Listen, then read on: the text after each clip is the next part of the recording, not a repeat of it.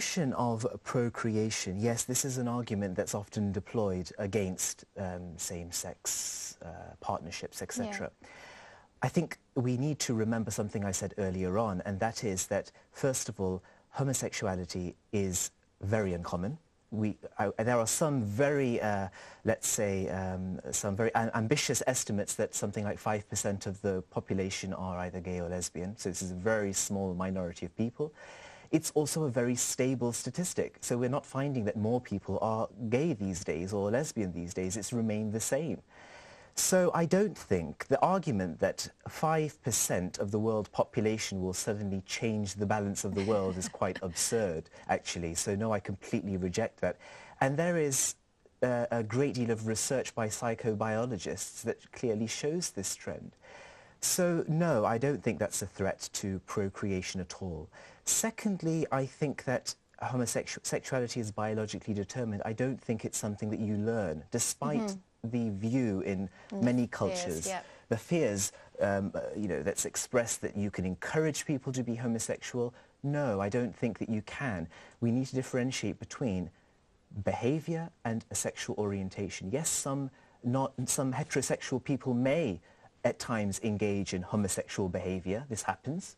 But it doesn't mean that they're gay or a lesbian. It doesn't mean that they choose that particular path. So I don't think it's a threat at all, because I think it's biologically determined, and the number of people in the world that are gay and lesbian has remained largely the same. Right, well, we are going to a very short break. See you on the other side.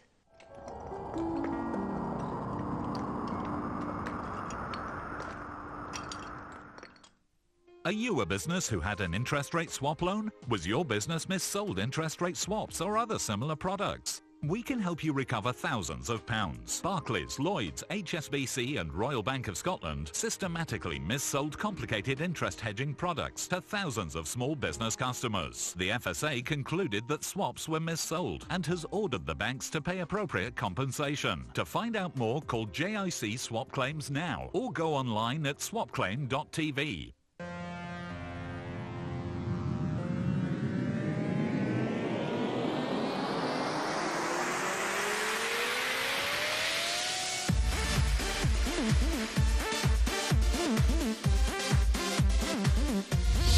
Yo, check it, your boy Zeus. Catch me performing live, doing my own set and alongside Gippy Garywell for the first time in UK on the 12th of October at the National Indoor Arena for the Brit Asia TV Awards. It's going to be big. Make sure you're there. Peace. The Brit Asia Music Awards 2013. Tickets have been released. Get yours now to avoid disappointment. For further information, call 07977902059. Log on to theticketfactory.com or chilitickets.com.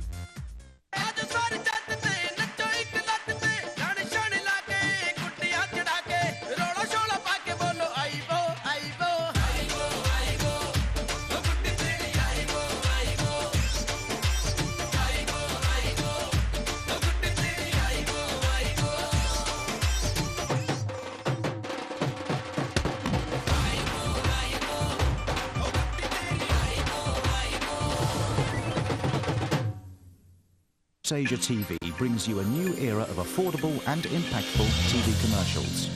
Advertising with us helps businesses drive sales and increase brand awareness. Since we started with Brit Asia, we've had a very encouraging response in the first month. Over 880 customers contacted us via our website. If you would like to take your brand further by advertising on Brit Asia TV, get in touch now on 0870 818 0000 or 07977 902059.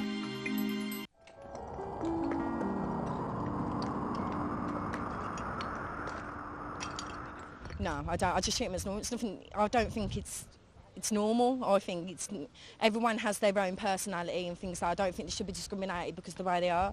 So I think everyone should get treated equally.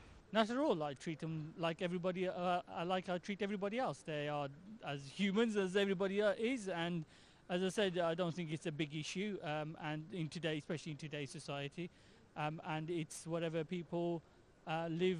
They should be allowed to live however they want to live. I don't know. I think I don't know. Maybe it's alright for some people. boy, the boy, girl, the girl.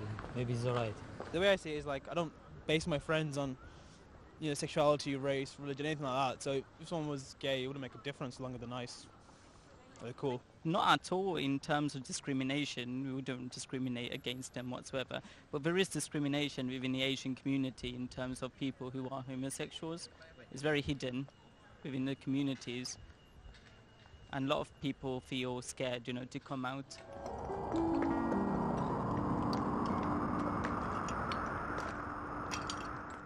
Welcome back after the break. My name is Joyti and today we are discussing homosexuality within Asian society.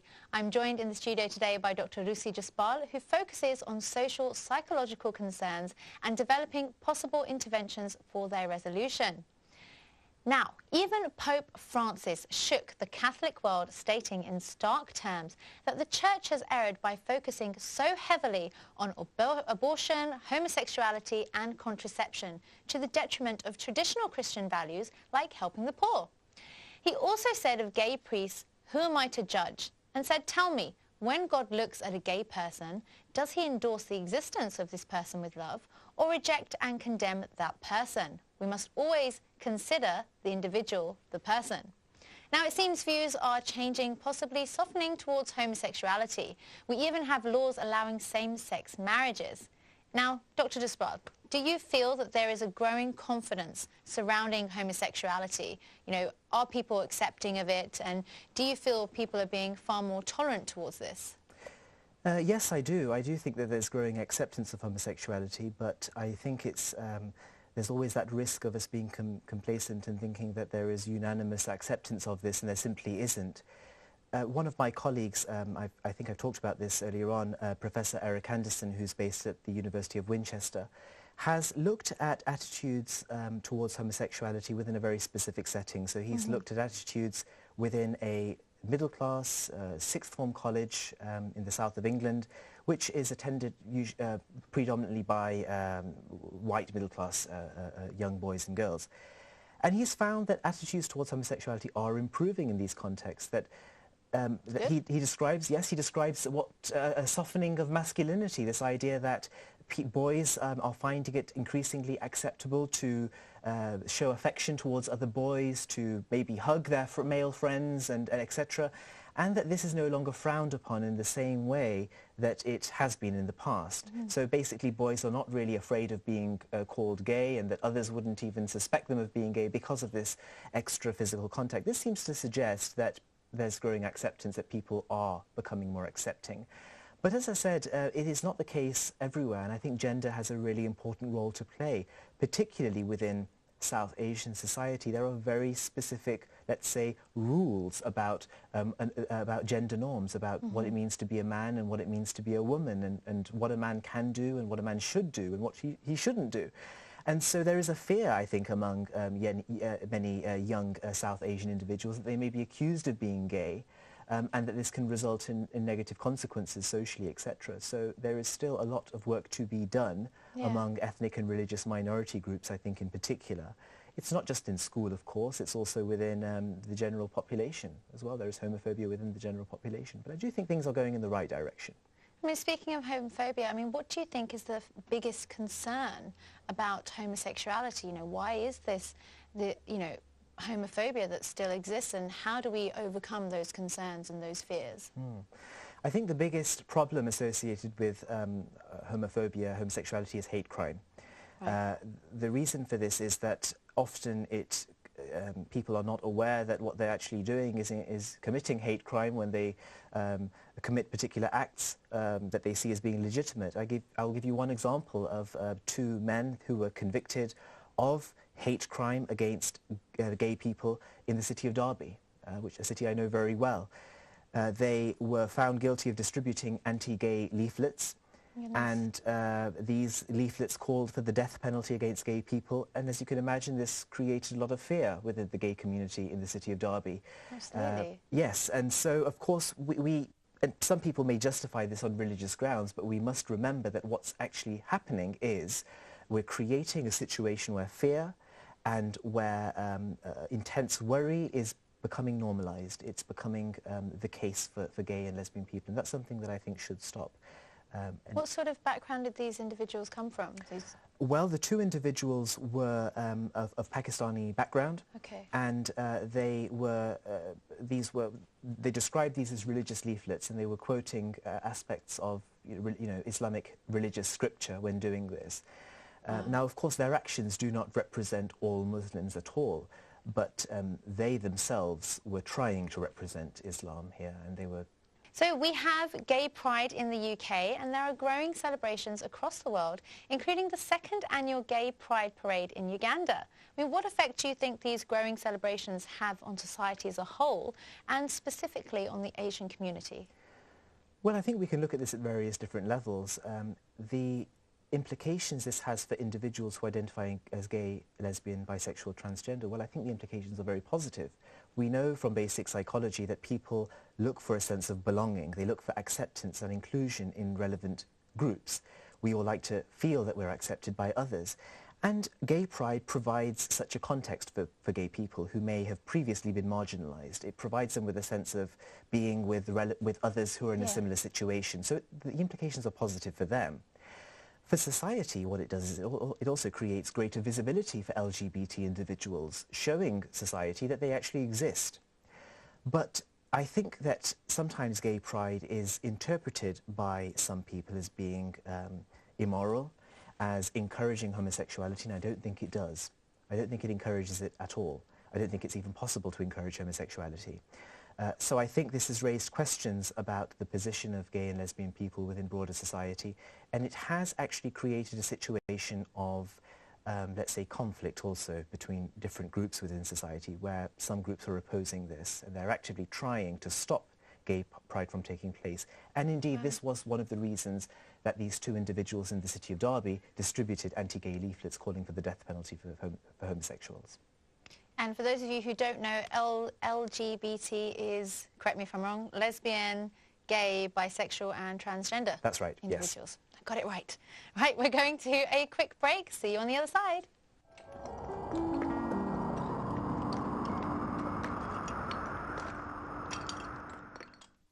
Brit Asia TV proudly presents the biggest night in the British Asian music calendar. The Brit Asia Music Awards 2013. Taking place on Saturday the 12th of October at the National Indoor Arena in Birmingham. Hosted by Kulvinder Gear. Witness a night full of spectacular performances from the biggest names in Asian entertainment, including, for the first time in the UK, an exclusive performance by Diljit Dosanjh.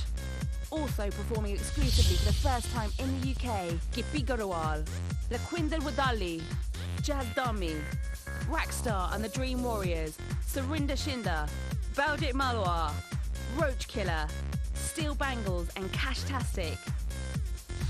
Plus many more. Tickets have been released. Get yours now to avoid disappointment. For further information, call 07977902059. Log on to theticketfactory.com or chilitickets.com. Are you a business who had an interest rate swap loan? Was your business missold interest rate swaps or other similar products? We can help you recover thousands of pounds. Barclays, Lloyds, HSBC and Royal Bank of Scotland systematically missold complicated interest hedging products to thousands of small business customers. The FSA concluded that swaps were missold and has ordered the banks to pay appropriate compensation. To find out more, call JIC Swap Claims now or go online at swapclaim.tv.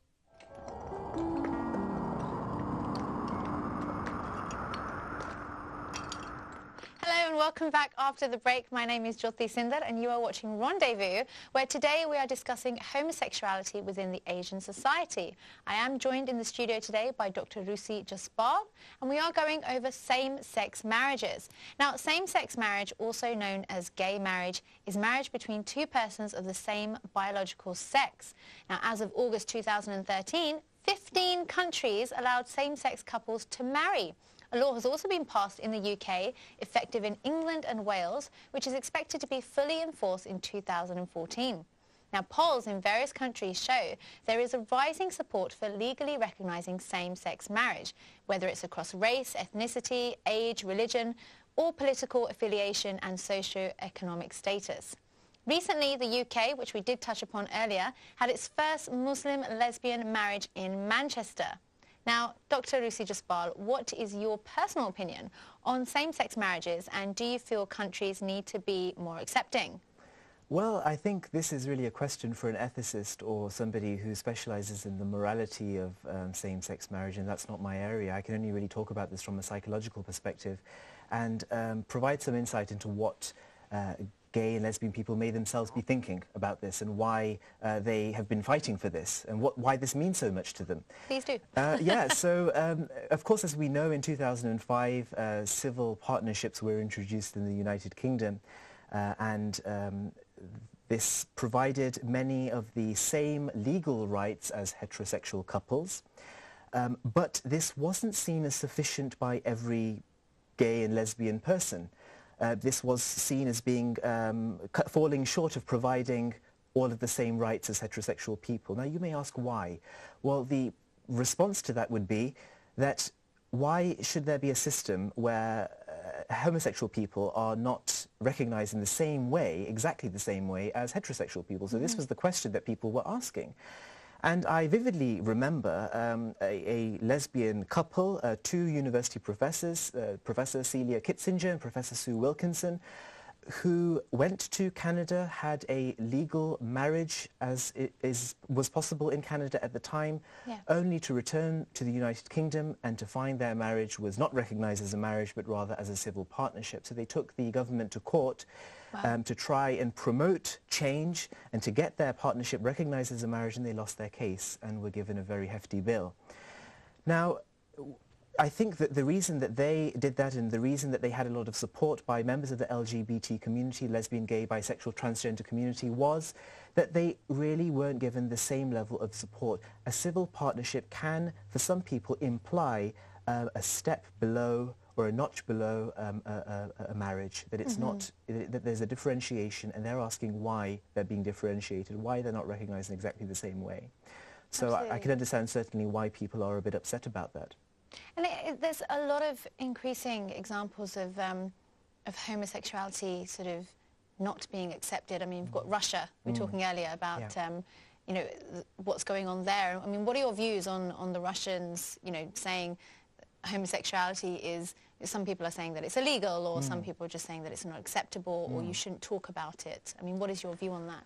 Well, it came as a surprise what was happening in Russia, because we're talking about a country with a sort of communist background, a communist foundation, let's say, where homosexuality wasn't really outlawed in any way that it would be in more religious countries.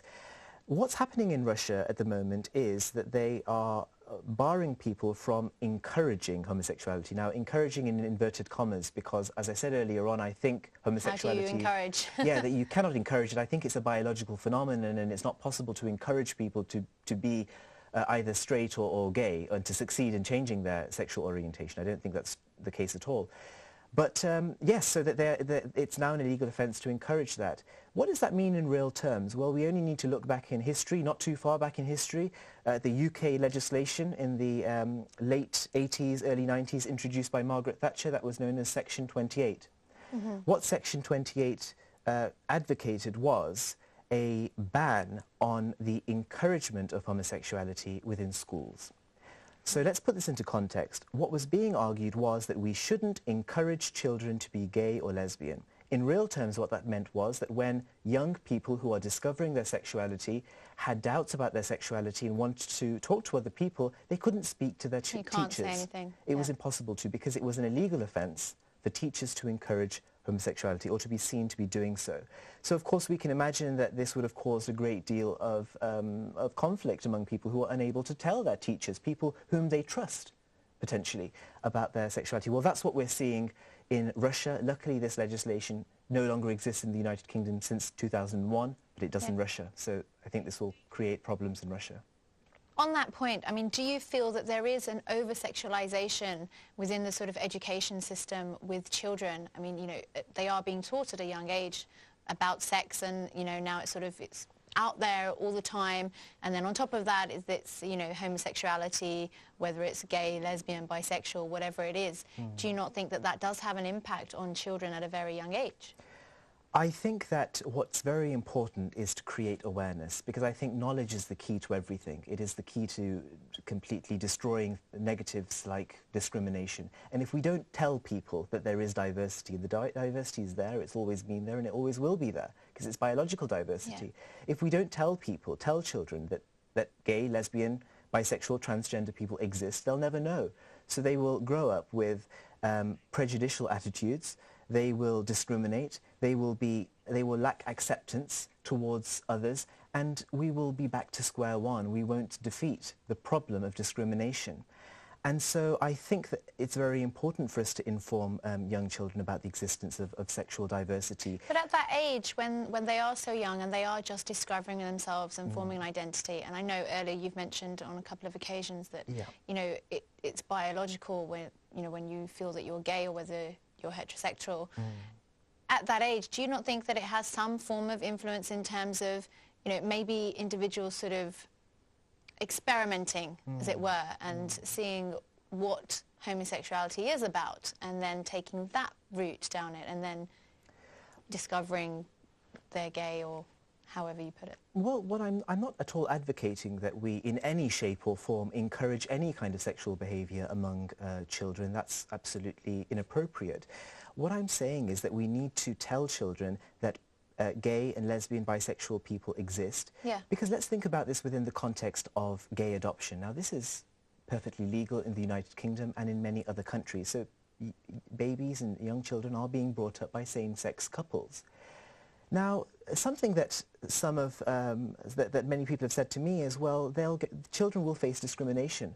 They're going to be made fun of at school. Yes, that will happen if children find it abnormal that there is such thing as a same-sex couple bringing up a child.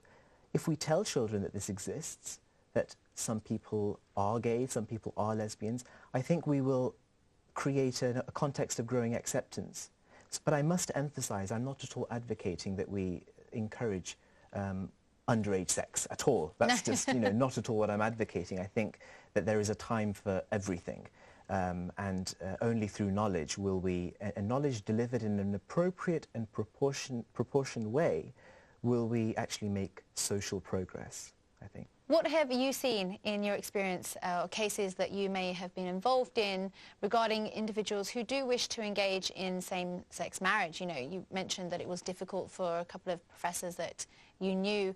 Do you think that it is far more difficult for them, and do you think that they are discriminated against within their own cultural society, and therefore couldn't marry how they would want to, for example, within the culture, as we touched upon the individuals who were recently married, the two lesbians? I mean, what are your views on that? I think that same-sex marriage takes one's sexual identity to another level, in the sense that when you enter into a marriage, you're entering into a social commitment as well. You're entering into a legal and social commitment. You're telling other people, hey, I am with another individual who's a same-sex individual, and I want you to recognize this partnership that I have with this individual. So obviously, if we look at this within the context of, say, ethnic and religious minorities who may be gay or lesbian but are, for instance, they have a partner that they haven't, whose identity they haven't revealed to others, well, it takes us to another level, because they then are in a position where they have to tell others about this marriage. You know, it's very difficult to keep a marriage a secret, isn't it? So in that sense, it is very difficult. It means, in many cases, it means that you're seeking public recognition. And in many cases, public recognition brings with it discrimination, marginalization, and those sorts of things that I talked about earlier on. So it can be quite problematic. Have you found any sort of religious individuals, like priests from a certain Asian society, that have been accepting towards it, or have been sort of tolerant towards it, and said that actually it is okay for them to engage in a marriage? This isn't a discussion that I've personally had with any priests. Because of the line of work, I'm generally interested in the experiences and the psychology of those non-heterosexual people and how they're dealing with that.